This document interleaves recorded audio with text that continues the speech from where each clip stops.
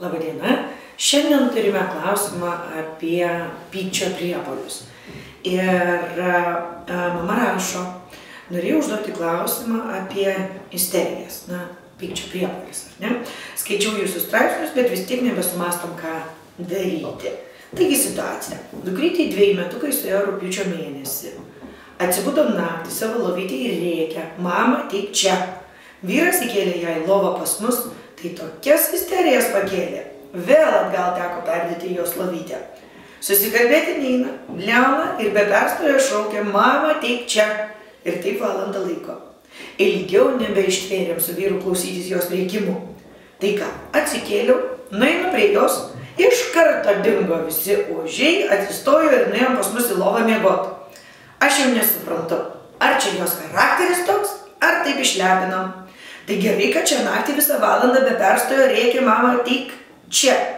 Nes paskutinius kartus be perstojo rėkė, einam į kitą kambarį. Ir kas svarbiausia, nei mušimai nepadeda, išbandėm beržinę košę, klyk nesustoja, nei susikalbėti ką gali. Nieko nesiklauso, klykė toliau. Nereagavimas irgi nebepadeda.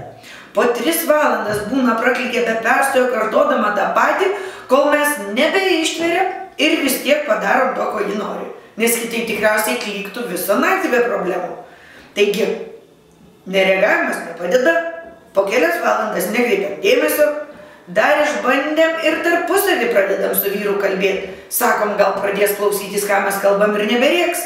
Nepadeda. Radom išeiti tik vieną, vykdyti jos užgaidas. Bet tai neaišku, ką sumastys kitą naktį. Gal į lauką norės eiti pasivaikščioti, juk nevykdysim visko. Diena irgi rodo savo ožius, bet diena lengviau, pareikia, paklikė irgi, bet pavyksta nukreipti dėmesį, sudomint kom nors, ką nors naujo parodyti ir panašiai. Užmiega jį pas mus lovoje, tada perkeliam jos lovytę, kur šalia mūsų lovos. Tokios isterijos užeina ne kas naktį, būna, kad išmiega ramiai, būna atsibunda, pasiima savo meškiuką pagalvę ir pati perlipa pas mus į lovą, bet būna ir tokius koncertus rengia su savo užgaidom. Ir jau senokai taip. Prieš porą mėnesių gimė brolis, bet kad isterijos prasidėjo dar ir anksčiau. Brolis ramus, tik miega ir valgo, daug dėmesio nereikalauja, tai visą dieną praleidžiu su dukra. Dabar dar į darželį pradėjo eiti, eina noriai, be ašarų, patinka jai. Bet kaip ir sakiau, jau daug seniai mums tokie blūdymai naktį, taip kad nesieju nei su darželiu, nei su brolio gimimu. Jei galėtumėt, laukčiau komentaro. Na, čia mes turime situaciją, ar ne, vaikeliui yra 2 metai ir keli mėnesiai ir ji, atsiprašau, ištinka pykčio priepuoliai. Kodėl tai būna? Ar ne, kodėl tokio amžiaus vaikams būna pykčio priepuoliai ir ką mums daryti? Tai, pykčio priepuolis yra tokia situacija, kai vaikas pajunta, kad nevaldo to, kas vyksta aplink jį. Kodėl jie ypatingai būdingi tokio amžiaus vaikams? Todėl, kad tokio amžiaus vaiko kalba dar nėra tokia pažengusi, kaip yra pažengęs jo mąstymas. Ar ne? Ir jums gali atrodyti, kad, auginate mažąjį tironą, bet nieko panašaus.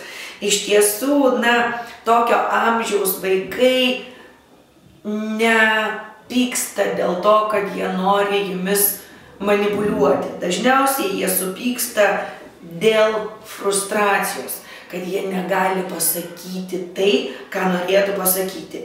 Ir, kaip ir minėjau, būtent tos kalbos, žodžių ir raiškos trūkumas gali būti to priežastimi. Maždaug jau taip 2-3 metų vaikai jau supranta beveik viską, ką mes jiems sakome, bet pasakyti negali. Ypač sunku vaikams papasakoti apie savo jausmus. Dėl to yra svarbu su jais apie tai kalbėti. Ir yra netgi tokių teorijų, kad hormonai augančio vaiko daro įtaką pykčio priepuoliams. Bet kuriuo atveju, kokia tai iš tiesų būtų priežastis, paprastai iki 4. gimtadienio yra išaugama iš pykčio priepuolių. Pykčio priepuoliai didesnė problema yra tėvams. Dėl to, kad labai nemalonu, kai viešoje vietoje vaikas krenta ant žemės, pradeda šaukti, spardosi, slysta jums iš rankų ir panašiai. Dėl to, svarbiausias patarimas yra patiems neprarasti savitvardos. Tai, kad jūs, kaip prašėte, bandėte beržinę košę, tai, rodo, kad jūs praradote savitvardą. Apskritai fizinėmis bausmėmis bausti vaikų nereikėtų ir, vaikas matydamas, kad jūs prarandate savikontrolę, nežino, kaip jam elgtis. Jam ir taip yra sunku. Jis ir taip išgyvena labai stiprią emociją ir tikisi, kad bent jau jūs būsite, tas ramybės uostas. O kai jūs nesivaldote taip pat kaip vaikas, kur yra tas saugumas, tas pagrindas, į kurį vaikas gali atsispirti, ar ne? Yra vaikų, kurie netgi, pavyzdžiui, sulaiko kvėpavimą, kol net pradeda mėlynuoti, yra ir kad vaikai alpstų, bet iš tiesų nesijaudinkite, dažniausiai vaikai pradeda kvėpuoti. Jeigu itin dažnai vaikas sulaiko savo kvėpavimą, tai siūlyčiau tada pasikalbėti su vaiko gydytoju. Bet nešaukite ant vaiko, negąsdinkite jo, tuo labiau nenaudokite jėgos. Taip pat neišeikite iš kambario, trenkdami durimis. Dėl to, kad, vaikas jaučia labai stiprią emociją, o ką jūs darote, jūs jį paliekate. Ar ne? Ta stipri emocija vaikui yra baugi. Ir jam reikia žinoti, kad šalia yra žmogus, į kurį jisai gali atsiremti. Vieniems vaikams reikia, kad juos paimtų ant rankų ir priglaustų. Ar ne? Kitiems vaikams to nereikia, jie pradeda dar labiau muštis, kandžiotis, draskytis, ar ne? Jeigu jūsų vaikas vienas iš tokių, tai tiesiog verta atsisėsti šalia ir palaukti, kol jisai nurims. Jeigu jūsų vaikui padeda fizinis kontaktas ir apkabinimas, tai taip ir padarykite. Palaikykite ramiai tol, kol vaikas nusiramins. Nepamirškite, kad nepriklausomai nuo pykčio priepuolio trukmės, ar pykčio priepuolis užtrunka 20 minučių, ar 3 valandas, nepasiduokite vaiko reikalavimams. Ypač jeigu jie yra tokie, kuriems jūs nenorite pasiduoti. Ir, nesileiskite į derybas su pykčio priepuolio ištiktu vaiku. Tai aš suprantu, kaip tai yra sunku naktį arba, pavyzdžiui, viešoje vietoje.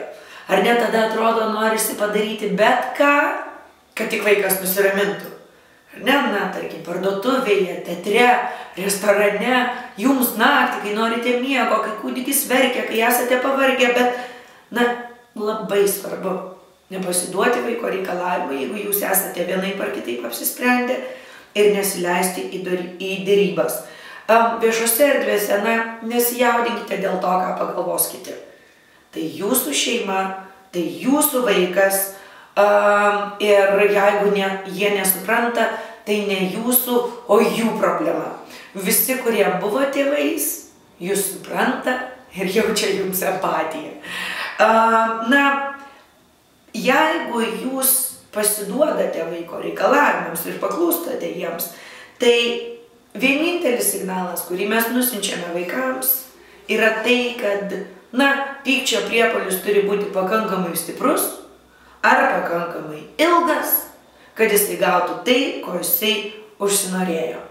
Ir vienintelis dalykas, ko yra pasiekiama, tai yra pasiekiama, kad jūs darote vaikui meškos paslaugą ir sudarote sąlygas vėlesniems elgesio problemams, pradėti viešėti jau ankstyvajame amžiuje. Be to, kaip jau ir minėjau anksčiau, pykčio priepuolis jau pakankamai baugus yra pačiam vaikui, jis nesupranta, kas su juo vyksta. Tai yra didžiulė emocija, kuri jį užklumpa, jis nemato jos, nesuprato, kodėl jinai atėjo, nelabai gali paaiškinti ir nesupranta, kada jinai baigsis ir ar jinai baigsis. Dėl to bent jau jums reikia ne tik kontroliuoti padėtį, bet ir aiškiai nusiųsti vaikui signalą, kad jūs ją kontroliuojate. Jeigu vaiko pykčio priepuolis yra toks, kad vaikas pradeda kelti pavojus savo ar aplinkinių saugumui, pakelkite vaiką ir išneškite į saugią vietą. Ten, kur tikrai nei susižeis pats, nei sužeis kitų. Pasakykite, kodėl vaiką išnešėte. Tarkim, aš išnešiau tave dėl to, kad tu trankiai galvą į lovytės virbus, ar ne? Arba aš tave išnešiau, nes tu kandai broliui. Arba aš tave išvedžiau iš klasės, nes tu mėtei žaislus. Ir tai buvo kitiems vaikams nesaugu. Vėlgi, nepamokslaukite, leiskite vaikui nusiraminti. Kai vaikas nusiramins, tada pasikalbėkite, kas atsitiko. Ar ne? Labai svarbu, kad vaikas, kad jūs vaiko nebartumėte, nešauktumėte jo, o labai ramiai pasikalbėtumėte. Kas atsitiko? Ar ne? Paprasta kalba, jo emocijų įvardinimas. Pavyzdžiui, aš suprantu, kad tu supykai, nes tau makaronus atnešė su padažu. Ne? Tarkim, vaikas nemėgsta makaronų su padažu, jūs nueinate į kavinę, jam atnešė makaronų su padažu ir sprogimas, ar ne? Jeigu jūs suprantate, kokia problema, tai ją įvardinkite. Nesakykite, ko čia tokio, čia dėl tokio nieko, šitokia problema. Aš manau, kad jeigu jūs užsisakytumėte naują mašiną ryškiai rožinę, jūs turbūt irgi išgyventumėte frustraciją, jums turbūt irgi būtų nemalonu ir pikta ir taip toliau ir panašiai. Tik tiek, kad jūsų patirtis, jūsų emocijų valdymas jau leistų jums, neišdaužyti visos tos parduotuvės supykus, o gražiai bandyti pasakyti, kad, man nepatinka, kad mano žalia mašina yra vis dėlto ryškiai rožinė, ar ne? Vaikas to dar negeba. Bet tai, kad jūs pradėsite reikšti žodžiais, jūs galite pasakyti, aš suprantu, kad tu nori, jog aš tave iškelčiau iš lovos, bet aš esu labai pavargusi ir šiandien iškels tėtis. Aišku, jeigu jūs galite iškelti ir ypač jeigu tai yra naktis, kodėlgi ne. Bet jeigu jūs norite, kad tą padarytų tėtis, taip ir padarykite. Pykčio priepuolio metu grąžinate vaiką atgal, pasakote, jeigu tu mušiesi, labai pyksti lovoje, tai keliauji atgal į lovytę, kai nusiraminsi, paprašyk tėvelio, jis atneš tave atgal. Tai galite netgi su šypsena pasakyti, aš nesuprantu, kai tu taip rėki. Man neaišku, ko tu prašai. Aš nesuprantu, ko tu nori. Ar ne? Kai tu pasakysi ramiu balsu, aš žinosi, ko tu nori. Ir aš pasistengsiu tai padaryti. Taigi, ramybė, šypsena, nuoširdi šypsena, ne sarkazmas ir ironija, o nuoširdus bendravimas su vaiku padeda spręsti šiuos klausimus. Dar ką galėčiau patarti, tai kad vaikai yra ganėtinai nuspėjami. Ta prasme, kad kai jūs pažįstate savo vaiką, ar būtumėte vaiko tėvai, ar būtumėte pedagogai, kuo geriau jį pažįstate, tuo labiau žinote, kokius mygtukus paspaudus jį ištinka tas pykčio priepuolis. Venkite. Venkite tokių situacijų. Jeigu žinote, kad vaikas yra labai greitai, linkęs supykti, jeigu yra alkanas, turėkite užkandėlių, duonos, krekeriukų, pomidoriukų mažų, pjaustytų morkyčių, ar ne, tokią situaciją, kuri padėtų išgelbėti situaciją. Jeigu vaikui labai sunku yra pereiti iš vienos veiklos į kitą, tarkim, kiekvieną kartą ištinka pykčio priepuoliai einant iš žaidimo aikštelės, įspėkite iš anksto, o ne tai, kad vaikas supasi ir jūs viskas, jau einame. Ar ne? Ne. Už 5 minučių mes eisime. Taip, vaikas mažas, laikas abstraktus, jis jo dar nesupranta, bet jūs jau jį pradeda ruošti. Jis gali pradėti, gyventi su ta emocija. Ir jau kai reikės eiti, jo nebeištiks toks stiprus pykčio priepuolis. Jis su tuo, jau su ta mintimi bus susitaikęs. Ar ne? Jeigu, pavyzdžiui, vaikas labai nori būti savarankiškas ir pyksta kiekvieną kartą, kai jūsų mintys yra primetamos, duokite pasirinkimą. Pasakykite, kokių daržovių tu nori. Ar agurko, ar pomidoro. Kokių tu kelnių nori. Ar tu šiandien vilksiesi žalias kelnes, ar mėlynas, ar ne? Tiesiog diskusiją pradėkite. Taip ne, šiandien gali vilktis, ką tik nori. Jeigu jums tai nėra priimtina, taip ir nesakykite, bet duokite šiokį tokį pasirinkimą. Aš manau, ir jums būtų nemalonu, jeigu jums visą laiką būtų nurodinėjama. Taip pat kontroliuokite, kada sakote ne. Jeigu nuolat dėl visko negalima, nelik, nereikia, ne, ar ne, vaikui nebeturi jokios reikšmės. Vienintelis jo noras yra bandyti išsiveržti iš tokios beprotiškos kontrolės. Pasirinkite.